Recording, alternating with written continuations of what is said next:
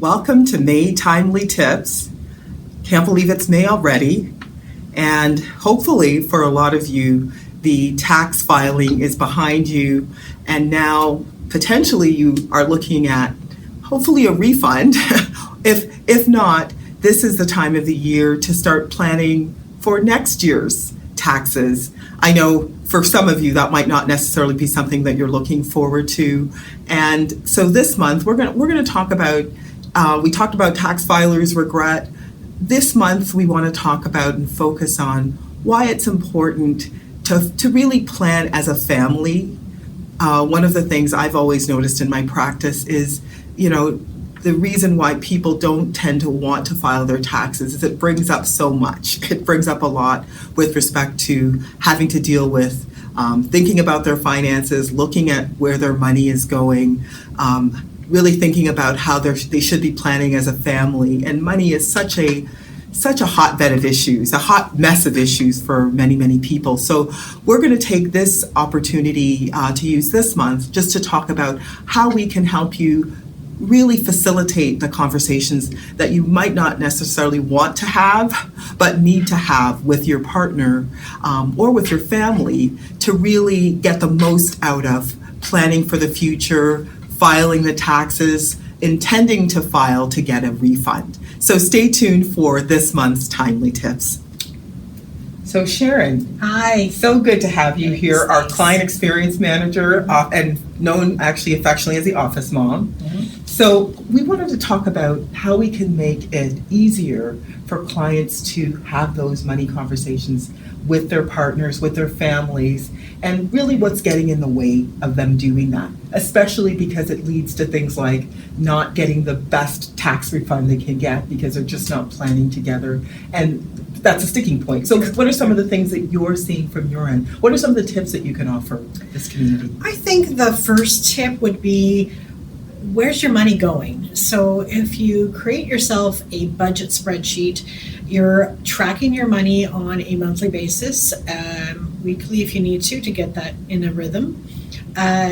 Just really seeing where that stuff's going. I mean, the money comes in and where does it go at the end of the month? Do you have anything to put in the savings account? I mean, that's the big 100%. And you kind of need to do that with your partner. Absolutely. Because if you're planning for goals together and you're the right hand and you don't know what the left hand is doing, how can you as a family really seize on opportunities to catch the leaks in your cash flow to see where it's going? Yes, does one have more spending fun and the other one's more of a saver, and does it cause conflict at the end of the month?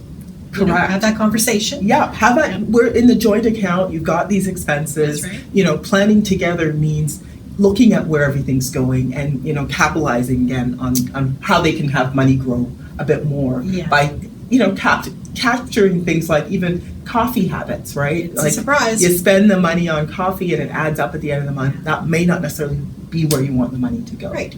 And the other part of it is how to capture that is take an Excel spreadsheet, a budget spreadsheet, and create, detail everything that's going on in the month.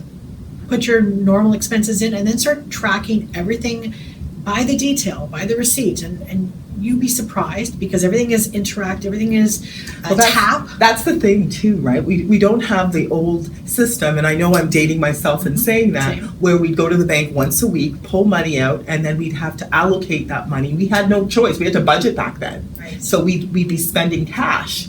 Nowadays, we're much more cashless, so it's harder to keep track because all we can do is tap our wants. Typically, our needs are captured with actually bills. Right. That's going to come out automatically, but the wants can be tapped. So it's really resisting the urge to tap and spend money on things we may not necessarily need. We might want, but we may not necessarily need. And if you're using the same account that you pay your bills out of, then by all means tap away. But at the end of the month when you got to pay that bill and you don't have that money, that's going to be an issue. You didn't catch that, so now you're in a negative. So we're going to provide an actual link to the budget software that we use. So please feel free to download the link. We also are going to provide a link for another article that we have called Awesome Budget Apps. Feel free to, if you're a tech-savvy person, top 5 budget apps. The top 5 budgeting apps, please feel free to download that as well, or check out the article and see if any of those appeal to you as well. I know Mint is a very popular one for people, but there's some other really good ones there. It's the most important thing. The key is to just track, and track as a family. Track to see where you're in addition to that, don't forget to track your statements of your credit cards. Absolutely. Because you might be spending it there too, and then you don't realize it at the end of the month. You got to pay that. So likely we're using our credit cards because points are something that people use. But at the same time, you really want to still make sure you didn't spend more than your budget allowed. Correct. So thank you, Sharon. I think just looking at where your money is going is a really essential skill that families need to know. It's important. So thank you again. Thanks for coming. So Nydia Haas, busy bee of our practice.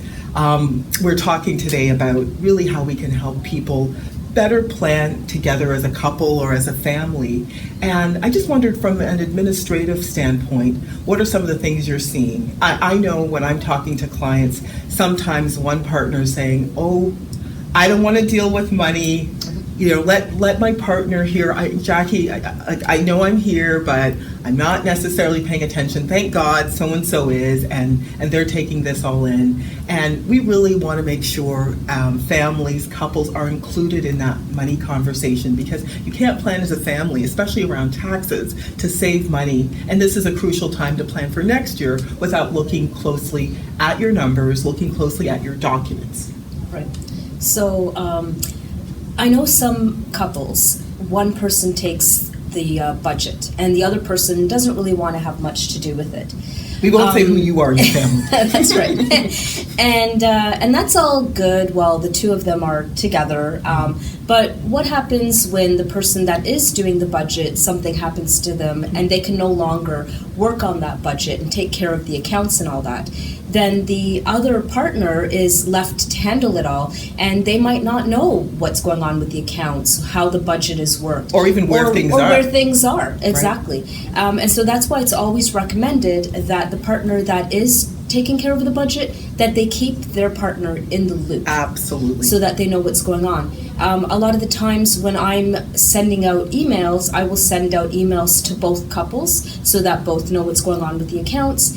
And also, if one partner really doesn't want to take care of or know what's going on, it's preferred that maybe they get a financial planner and then have everything with the financial planner. The financial planner knows what's going on, 100%. So that when the person who is working on the budget can no longer take care of it, then that other person is not stuck. They can actually go to their financial planner and say, hey, what's going on with my accounts? Where is everything? How do I take care of things? So tell them, how are some of the ways that Team Porter helps from an administration standpoint to do that? I think one of the things you mentioned was we include the partner on the emails just to make sure if we're sending out documents to them, both, even if they're not looking at it, they have a copy of it.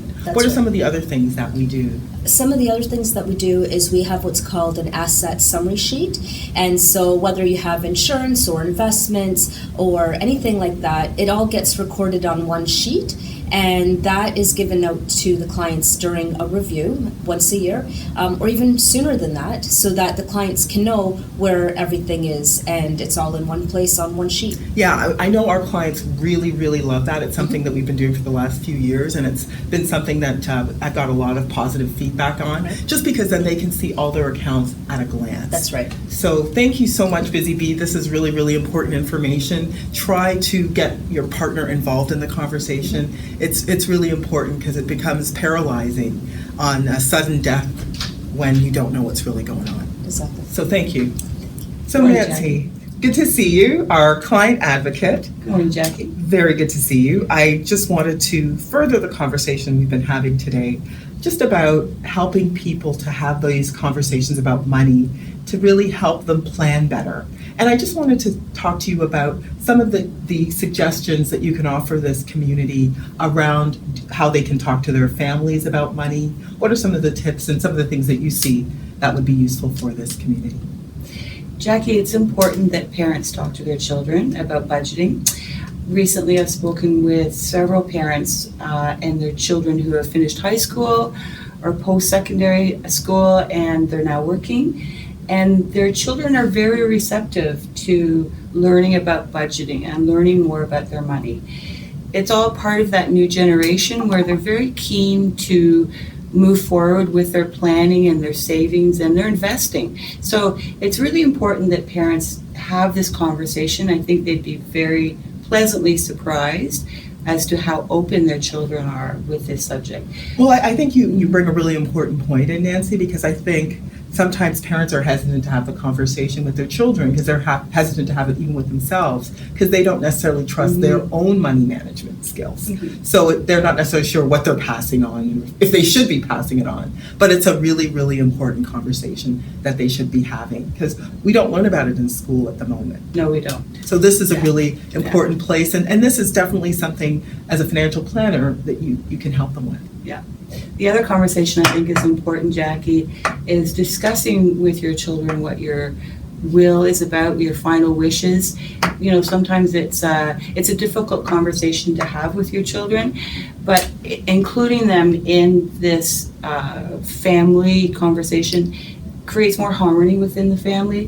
The children know, your adult children know what your wishes are. It's very important to have that in place in the event that something happened to the parents. I think actually nothing is worse than having a will read at death for the first time and then having the people who are left behind figure out what your actual intentions were. If you're the person who wrote the will, what were your real intentions? Nothing creates family disharmony like reading a will for the first time after death. So really, really important point.